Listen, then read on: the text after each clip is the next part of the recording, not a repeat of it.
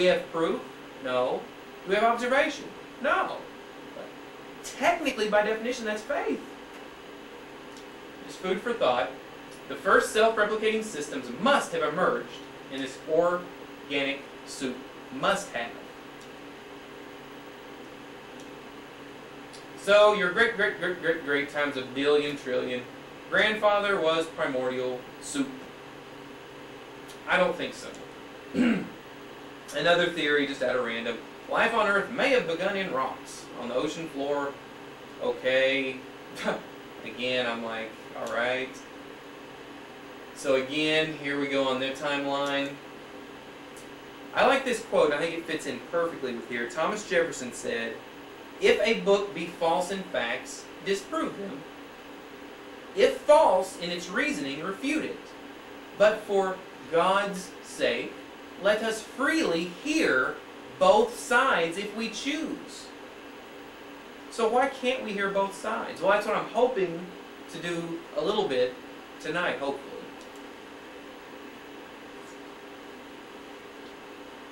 Because we're normally only seeing the one. And it's very protected. Like that's the only one that we can be shown. And we'll get more into that later. Spontaneous generation was disproved 100 years ago, but that leads us to only one other conclusion. That of supernatural creation. We cannot accept that on philosophical grounds.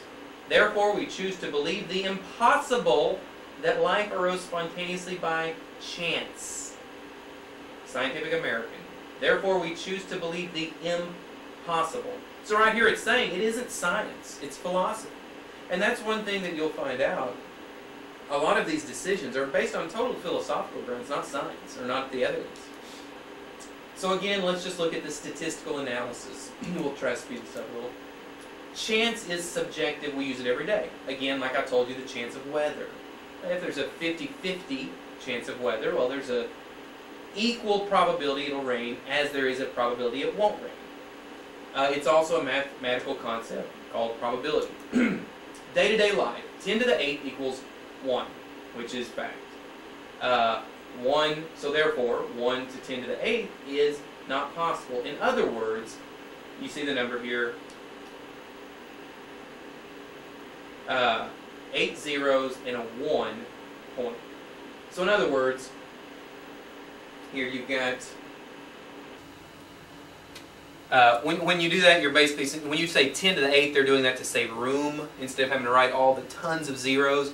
So you could say, again, looking at that bottom analogy, 0, okay, this would be, okay, here's 1, 1.0 is 1% chance, obviously. So 0.8 zeros, if I can count. Okay, so now that means in the reversal of that, 99.9, I'm sorry, 8 nines.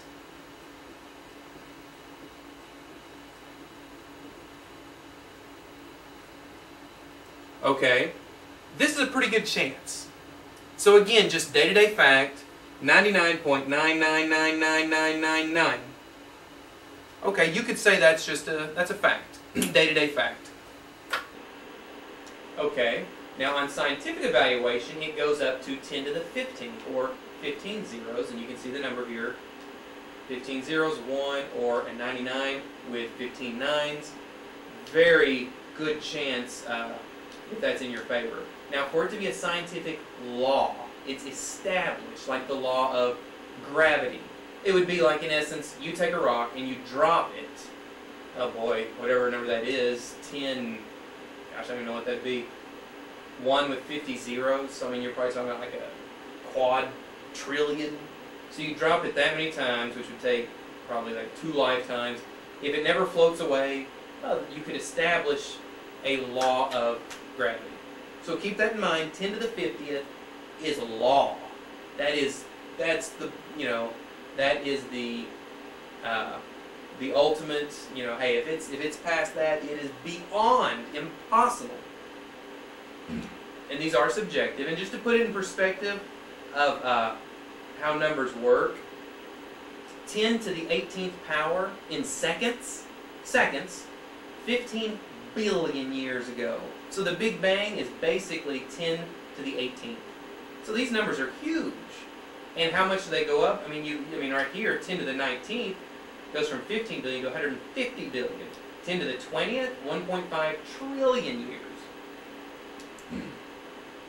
Okay, what would it take for just to get 100 functional proteins? Because we're talking about life forming, which basically we'll go over just a simple, each cell in your body, just very quick, not going to get too complicated here,